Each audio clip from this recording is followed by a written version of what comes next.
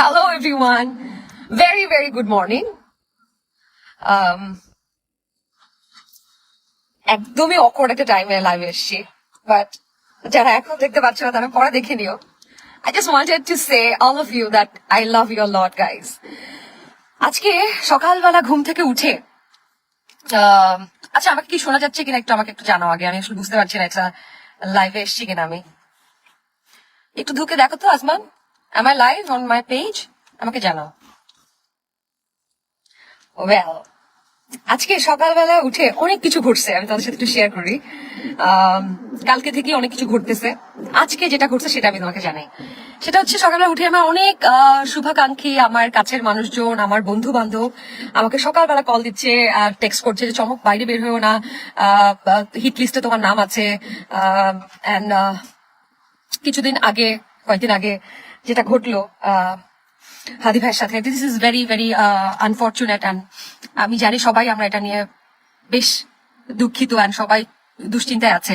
তো আমাকে কয়েকজন জাস্ট বললো আমার বাসা থেকে, আমার বন্ধু বান্ধব, যেহেতু বাসার বাইরে বের হয়েও না, বাসায় থাকো। অ্যান্ড তখন আমি বললাম, বন্দি থাকার থেকে রাস্তায় নেমে যদি আমি গুলি খাই সেটাও ভালো, কারণ এটা হচ্ছে স্বাধীনতার জন্য আমাদের আজীবন আমরা আমাদের ভয়েস রেজ করেছি। আমরা স্বাধীনভাবে বাঁচতে চাই, আমরা খাঁচায় বন্দি থাকার জন্য বাঁচতে চাই না। তো আর সবচেয়ে বড় কথা কি জানো, মানে আমি বলতেছিলাম যে এই যে হিট লিস্টে নাম আসতেছে, আমাকে থ্রেট করতেছে। কালকে সারাক্ষণ আমার ফোনে মিনিমাম 200-300 কল আসছে। আমি নাম্বারটা বন্ধ করতে বাধ্য হয়েছি। আমার একটা নাম্বার ছিল, জাস্ট মানে আমি এতগুলো ফোন কল, এত হত্যা হুমকি আমাকে দিচ্ছে। আমার মনে হচ্ছিল ভাই, I have done something really good. আমি জীবনে আমার দেশের জন্য কিছু একটা তো করছি যে এরা আমার পেছনে এভাবে লাগছে। কিছু না করলে তো এভাবে লাগতো না পিছে। সো অ্যাটলিস্ট এতটুকু সান্ত্বনা আমি নিজেকে দিতে পারতেছি যে ইয়েস, আমার এই রুকায়া জাহান চমক কোনো না কোনো ভাবে এই দেশের এবার দেশের মানুষের কোনো কাজে আসছে। আমার জীবনটা আসলে মিনিংফুল হয়ে গেছে আমার জন্য এতটুকু ভাবে। আর যদি ওরা আমাকে সত্যিই মেরে ফেলে, বিশ্বাস করো, it will be a beautiful gift for me. আমার জন্য একটা বড় ব্লেসিংস হবে that I can die for my country. মানে এটা শহীদের মৃত্যু বলে, তাই না? আরে I am so excited about it. মানে ধরো 70 বছর বয়সে যে বৃদ্ধ হয়ে অনেক রোগ শোক নিয়ে হাঁটতে পারবো না, বেড থেকে উঠতে পারবো না, এই মৃত্যুর থেকে দেশের জন্য আমাকে কেউ মেরে ফেলছে। Damn, it's a beautiful death guys. মানে আমি আমার বন্ধু বান্ধব, আমার শুভাকাঙ্ক্ষী, তোমরা যারা আসো আমাকে নিয়ে, তোমরা মানে যারা কনসার্ন দেখাচ্ছ, যারা আমাকে বলতেছো চমক তোমার কিছু হয়ে যেতে পারে, বিশ্বাস করো, তোমরা কোনো মন খারাপ করো না, তোমরা আমাকে নিয়ে কোনো টেনশন করো না। আমি যদি মরেও যাই, তোমরা বিশ্বাস করো যে আমি খুব হ্যাপিলি মৃত্যুবরণ করছি। আমি একটু স্যাড না, আমার জন্য কেউ স্যাড হবো না। মানে প্রমিস মি, নোবডি, জাস্ট কোনো স্যাড স্ট্যাটাস দিবা না, কিচ্ছু করবা না। If I die with pride, trust me, and it will be the most glorified death for me.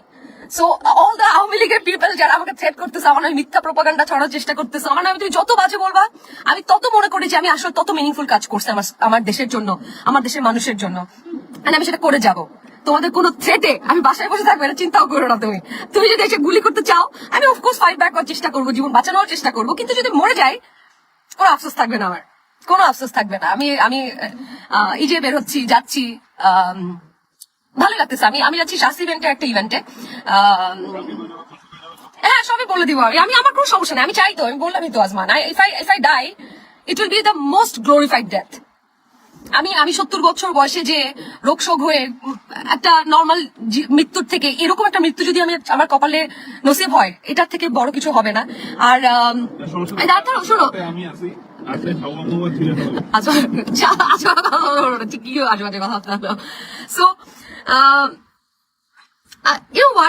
আর একটা জিনিস দেখলাম যে আমার নামে কিছু মিথ্যা কথাবার্তা ছড়ানো হচ্ছে। এর আগে দেখছিলাম যে কি আমি পুলিশ হত্যার জন্য করছি।